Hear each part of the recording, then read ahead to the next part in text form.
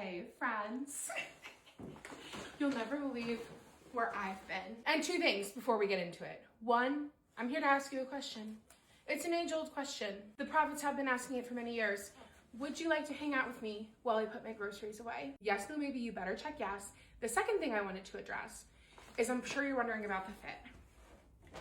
And aren't we all? Do you know what I mean? And aren't we all? Yeah, I'm wearing a winter coat, but I hate a winter coat. And I most oftentimes do not wear one, but it's been that cold that I've been wearing a winter coat. So let's address that elephant in the room.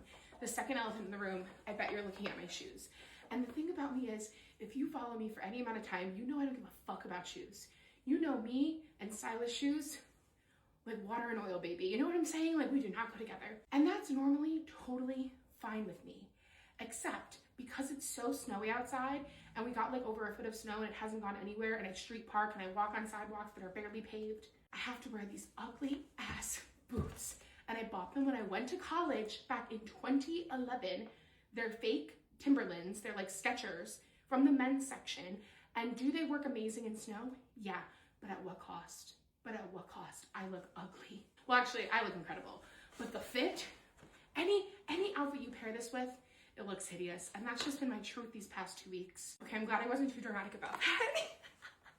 I need to take off this coat and these ugly ass boots, and then let's put our groceries away. I say ours like they're yours and mine, but it kind of feels like that sometimes, you know? And actually, before we even put the groceries away, I need a hot cup of tea because I need to be warm, but I also really need the energy. This kind of spout literally makes me feel like a mad scientist, like the absolute power trip that this puts me on. It should be studied by like actual scientists probably, but like, how darling is this mug?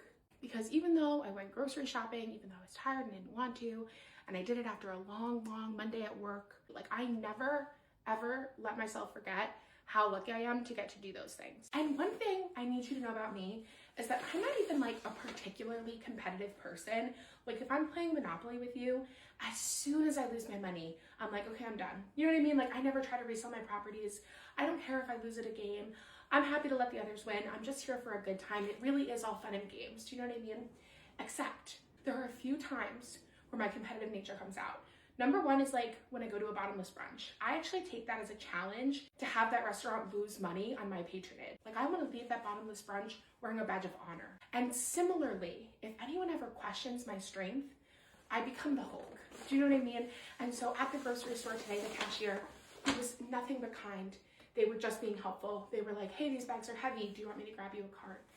I became a mama whose child was stuck under a car. Do you know what I mean? I somehow gained so much strength, and I was like, no, I got it.